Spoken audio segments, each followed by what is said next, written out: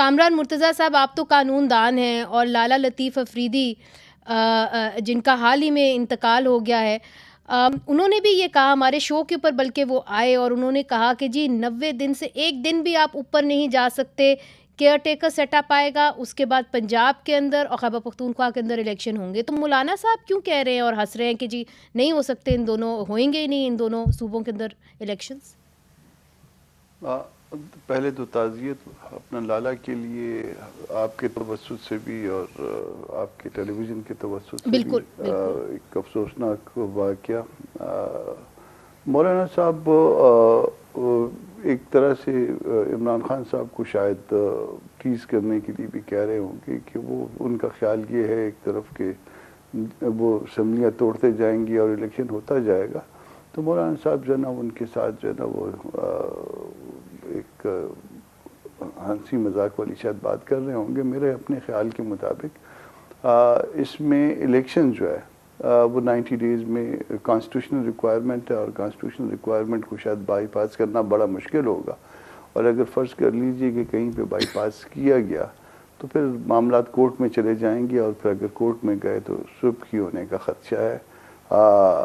इसमें यकीनन जो है ना वो मामलात को इस तरह लेके चलना चाहिए।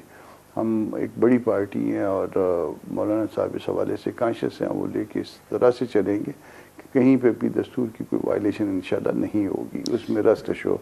वो बाकी जो है ना वो एक दूसरे को तंग करने के लिए बाज़ औक़ात जो है ना इस तरह के चुटकुले छोड़े जाते हैं। अच्छा, चुटकुला था, सीरियस नहीं थे मौलाना साहब, ठीक है, लाइट मूड में थे, मगर देखिए ठीक है। अच्छा, मगर कामरान साहब ये बताइए कि आम इंतखाबात की तरफ अब क्या पीडीएम को जाना चाहिए, चूँकि इतने बड़े पैमाने के ऊपर आप लोग इलेक्शंस कैसे कराएंगे?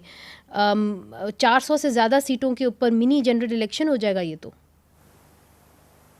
देखिए, एक बुरहान तो यकीनन पैदा हो गया। एडवाइस मेरा ख्याल है वो खैबर पख्तूनख्वा असम्बली की भी आ गई है, मुझे किसी ने शेयर की है, अगर वो जेन्युइन है, क्योंकि आजकल तो वो अपना फोटोशॉप भी हो जाती है। आ गई है जी, आ गई है। तो मुझे जो किसी ने भिजवा आ गई है जी, तो वो आ गई है। 2 असम्बलियाँ तो चली गई और उसके बाद मुझे जो है ना वो आज स्पीकर के जो इन्होंने इस्तीफ़े एक्सेप्ट किए हैं, मुझे इस बात की समझ नहीं आई है।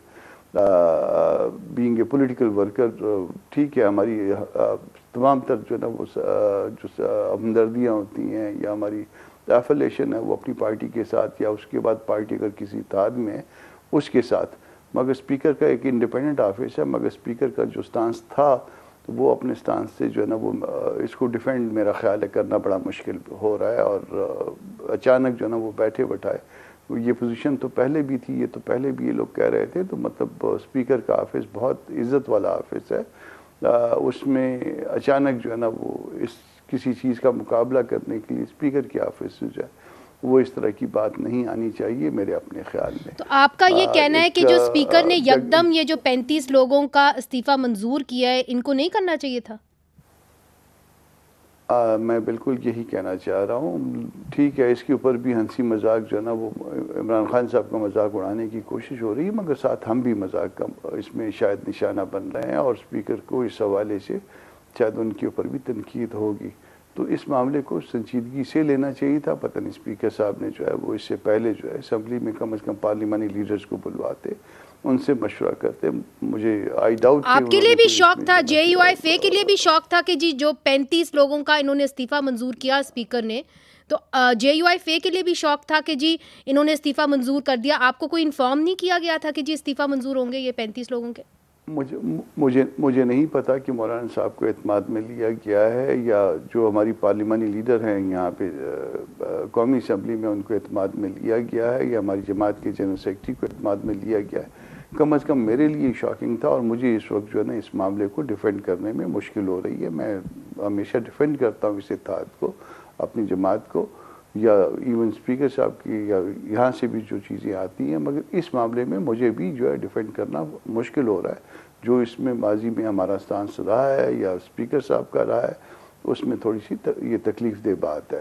तो इस मामले को जो है वो इस पे पार्लिमानी पार्टी जो है ना वो बैठना चाहिए उनको और इस सारी चीज़ों पे गौर करना चाहिए।